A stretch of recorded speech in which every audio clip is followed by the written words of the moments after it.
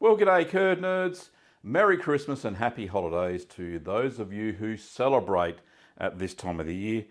This is not a cheese taste video. This is my Christmas wrap-up, I suppose. End of year wrap-up. That's what I'm looking for. In front of me, while I consume a little bit of my lovely cacio ricotta, which is still going down very well. I think it's about 2 weeks old now, and the flavour is still amazing. So, here are crackers. Now, off you go. Two little fur kids there. So first of all, I'd like to thank all of my subscribers and viewers of the cheese channel that I've aptly named Gavin Weber, for want of a better name. But yeah, it's been a great year. I haven't produced as many videos as I did the previous year. However, here's some stats that I think certainly have impressed me, that's for sure. So cheese videos, I produced 39 cheese videos on the channel this year. And on top of that, 34 Ask the Cheese Man live streams. Plus, I did a marathon live stream in July that I called 12 Hours of Cheese. And that was really good fun. So in total, a count of 74 cheese making videos on the channel this year. That's more than one every week. Now, as far as views go, the channel had 3.1 million views, which I'm very proud of, and 28,000 new subscribers, which is a little bit down on last year. But seeing last year, we had the Corona meme. For those who haven't seen it, I'm sure you have. Something about an Australian YouTuber making Parmesan and all the Italians telling him to go and F off. All those comments are way down the bottom of that video, by the way, if anybody wants to go and have a look at the original Parmesan video. But yeah, once that meme started, it's actually reappeared about 6 or 7 times. The first spike was in March 2020, and the last one was 2 weeks ago. So it's still everybody's favourite meme, apparently.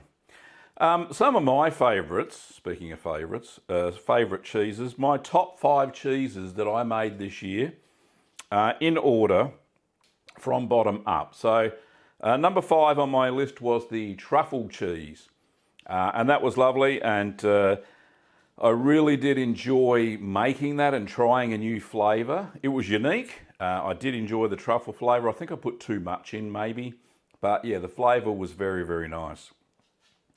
Number 4 on the list was the Castle Blue, which was a delightful blue and very simple to make. And the flavour, it was creamy, had a beautiful flavour, a little bit of veining.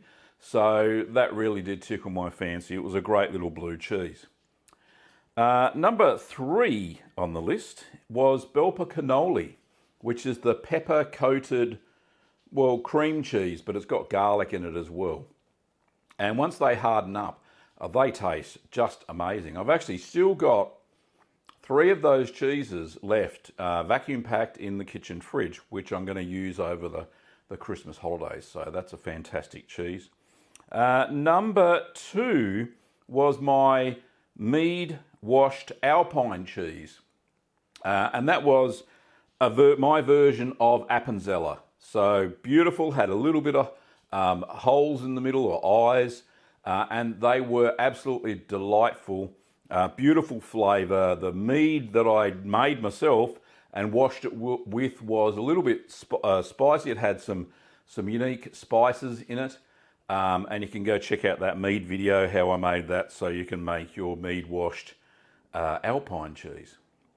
But number 1, the absolute favourite cheese this year that I made this year in 2021 was the Petite Chili Brie.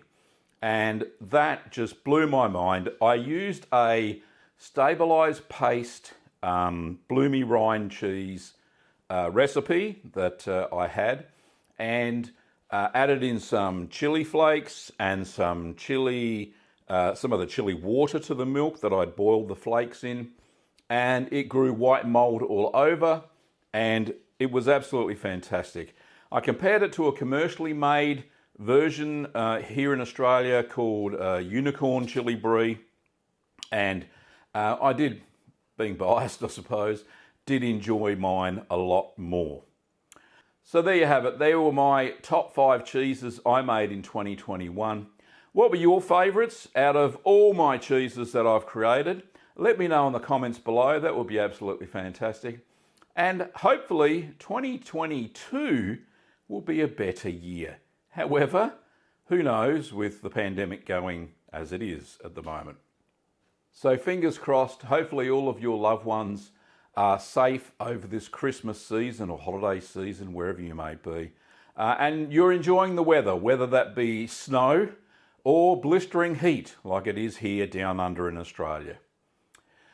From Kim and I, and she's not present, you'll see her Christmas video over on the vlog channel, which you can subscribe to over here, I think. You can check out her Christmas message and mine to all of our vlog channel viewers. Anyway, I will see you in 2022. Thanks for watching, Curd Nerds, and I'll see you next time.